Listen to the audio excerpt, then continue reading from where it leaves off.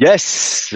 Bienvenue à nouveau pour la capsule de la semaine sur les joueurs à sélectionner ou à surveiller pour la semaine 22 dans la LNH. Encore une fois, la saison qui se termine bientôt. Il y a plusieurs formats dans le fantasy. Nous, dans les Fantasy Gold Immobilier, ça donne qu'il y a 7 semaines. C'est l'avant-dernière semaine avant les playoffs. Semaine décisive, hein, Oli? Yes, semaine décisive, c'est la semaine qu'on va savoir nos rangs. On les dira pas. On va essayer d'éviter ce sujet-là. Ouais. Puis sautons dans l'action. Pour ce qui est du bon coup de la semaine dernière, Arturi Lekkonen, ex du Canadien de Montréal, s'est claqué 3 points en 3 matchs, dont 2 buts. Donc, good job, mon Arturi. Et pour le mauvais coup, Troy Terry qui n'a pas su garder sur sa lancée spectaculaire de 2 buts, 7 passes en 6 matchs. Même malgré 3 off-nights, il n'a eu aucun point pour la semaine 21. et il a fait fuck all en plus, il a manqué une game due aux blessures. Fait que mon Troy, c'était pas ta semaine. Et out. Semaine 22, comme on dit, beaucoup d'actions. Encore une fois, c'est la première fois depuis qu'on a commencé les capsules. Il y a une équipe qui a 5 parties cette semaine, qui est les Rangers de New York. Donc, ils jouent lundi, mardi, jeudi, vendredi, dimanche. 3 off-night quand même. C'est vraiment des belles opportunités qui peuvent se présenter chez les Rangers.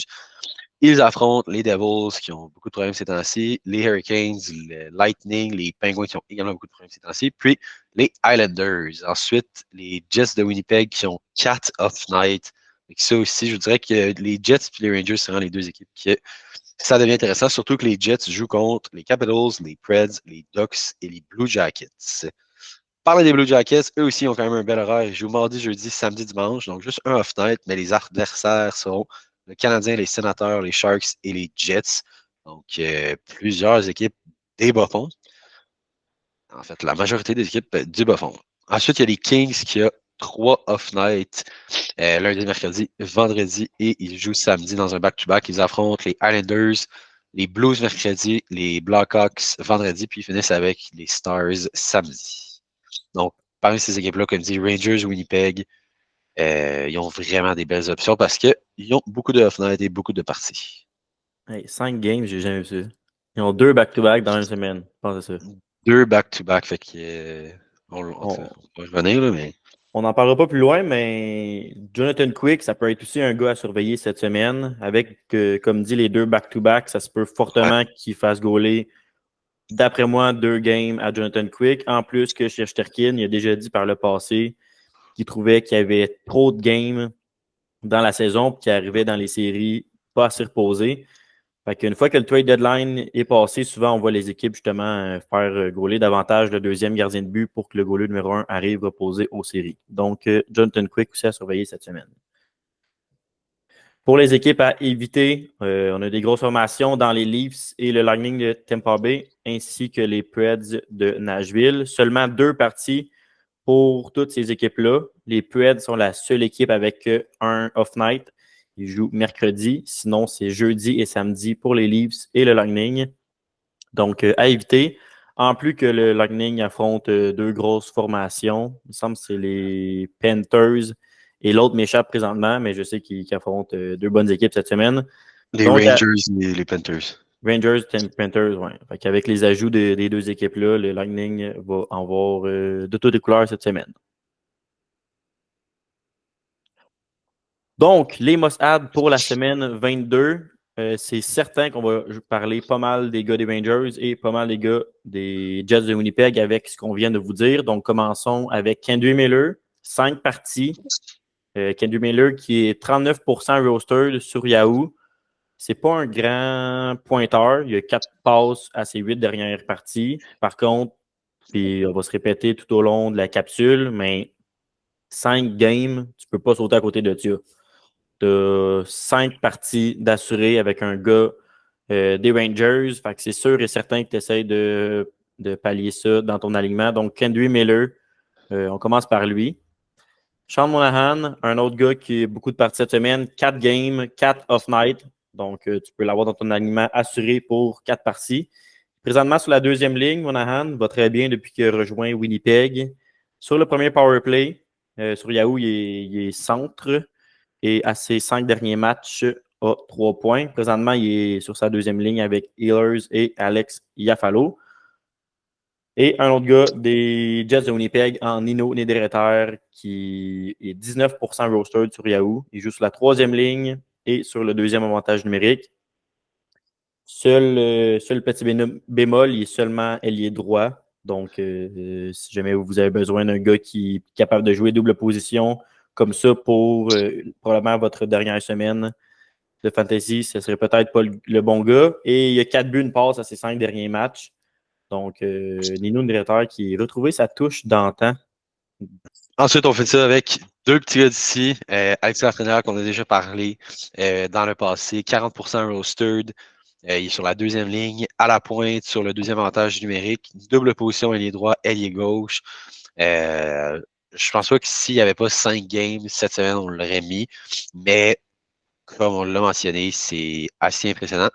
Donc, ça peut être une belle option, surtout avec comment les Rangers vont par les temps qui courent. Et l'entraîneur qui est sur une saison formidable, c'est vrai, son année d'éclosion, on lui souhaite 18 buts, 21 passes jusqu'à présent. Ensuite, Anthony Duclair, tout nouvellement échangé au Lightning de Tampa Bay. Ça, c'est plus un ajout stratégique pour les prochaines semaines, les séries. Comme on l'a dit, le Lightning a juste 2 parties cette semaine, mais Anthony Duclair a 6% rostered et qui joue sur la deuxième ligne et le deuxième power play avec la deuxième ligne, il me semble qu'il est avec Shirley puis Stamkos. C'est une option qui devient tout nouvellement très intéressante. Surtout que le Lightning, ça fait 2 semaines de suite qu'ils ont juste 2 parties. Donc, il y a beaucoup de parties à venir dans les prochaines semaines. Pour ce qui est des joueurs à surveiller, à garder l'œil ouvert, on commence par un gars qu'on a parlé la semaine passée, en Jack Roslovich. On l'avait dit la semaine passée dans nos must-add que c'était surtout pour du long terme parce qu'il devait se faire échanger. J'avais même mentionné que je ne l'aurais pas échangé. Mais bon, je vais te lever mon chapeau, Luc, parce que tu m'avais dit cette semaine que tu le verrais dans les Rangers de New York. Donc, good job. Roslovich dans les Rangers de New York. Pourquoi on le met là? Encore une fois, 5 games et il joue sur la première ligne. La semaine passée, il n'a pas connu une grosse semaine, malgré le fait qu'on avait dit que c'était un must-add. Combien de temps il va rester sur la première ligne, on ne peut pas savoir. Par contre, première ligne, deuxième avantage numérique, il est centre et maintenant, tout récemment, ils l'ont rajouté à l'aile droite. Et quand tu joues avec des gars comme Mika Zibanejad et Chris Kreider, c'est assez facile de ramasser un petit point chanceux par-ci, par-là. Parlant de petit gars d'ici, Philippe Danault, un autre gars à surveiller cette semaine. Il a fait un hat-trick la semaine passée. Donc, pourquoi pas s'essayer sur lui, en plus avec ses 3 off-night. Il est seulement 21% roster sur Yahoo. Ça m'a quand même assez étonné pour un gars qui joue sur toutes les facettes du jeu. Premier powerplay, premier piqué, puis il joue avec 2 bons scoreurs en Trevor Moore et Kevin Fiala. Donc, Philippe Danault, si jamais vous vous demandez qui prendre, encore une fois, il est seulement centre. Donc, c'est sûr que des fois, c'est un peu tannant. On a rarement besoin de centre. Mais si c'est ce que vous avez besoin cette semaine, Philippe Danault est votre homme. Ensuite, on finit ça avec 3 joueurs qui ont 3 joueurs quand même des styles de jeu très différents. Logan Stankoven, qui a fait ses débuts dans la Ligue nationale tout récemment, puis qui a été en absolute tear. Il joue sur la troisième ligne, mais il est déjà 30% rostered malgré quoi, il y a 8 games depuis le début. En tout cas, moins de 10 parties, grâce à des performances de 1 but, 1 passe, 1 but, 2 buts, 2 passes même par match. Il joue avec Johnston et Ben, Johnston va également très très bien par les temps qui courent. Donc, s'il est capable de continuer à ce rythme-là, c'est sûr, à ce rythme-là, c'est pratiquement impossible, mais il risque quand même de, si la cheville s'installe avec Johnston et Ben, de continuer à produire. Il joue quand même sur le deuxième avantage numérique. Puis, au niveau des positions, il est centre et ailier droit sur Yahoo. Donc, ça peut être intéressant. Par la suite, on y va avec Tom Wilson, entre autres en raison de la semaine des Capitals. Les Capitals, on ne l'a pas mentionné, mais ils ont 4 parties. Puis, de mémoire, les parties, je pense qu'ils ont 2 off-night. À deuxième ligne présentement, Il joue sur le premier avantage numérique, puis il joue également en piqué. La seule chose, lui aussi, il est juste ailier droit. Wilson qui a 2 buts, 2 passes à ses 4 derniers matchs. Puis on le sait, il apporte pas juste des points à sa facette du jeu, il y a également beaucoup de mises en échec. Fait que ça peut être intéressant. S'il réussit à rester en santé, c'est souvent un issue avec Tom Wilson. On finit avec Jake Neighbors, les Blues qui ont 4 parties aussi cette semaine. Seulement 10% rostered. Il joue sur la deuxième ligne et le premier avantage numérique. Il est double positionné. Donc, il y a les 2 ailes. Jake Neighbors qui n'est pas nécessairement la meilleure option en termes de, si on se base sur ses performances récentes, mais avec la semaine que les Blues ont et les adversaires qu'ils ont, ça peut être une option plus que intéressante pour les fantasy qui ont beaucoup de profondeur. Donc, majoritairement, tous les bons joueurs en haut de 40% rostered sont pris. Mais c'est là qu'un gars de style comme Neighbors peut être intéressant. Yes, sir. Donc, voilà ce qui fait le tour de la semaine. Et un gars qui est seulement 62% rostered sur Yahoo, ce qui est très peu pour lui et qui peut être extrêmement payant pour le reste de la saison et vos séries.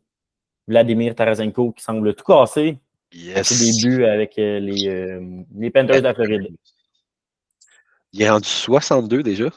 Ouais, il y a eu une grosse augmentation sûrement là, suite à ses performances.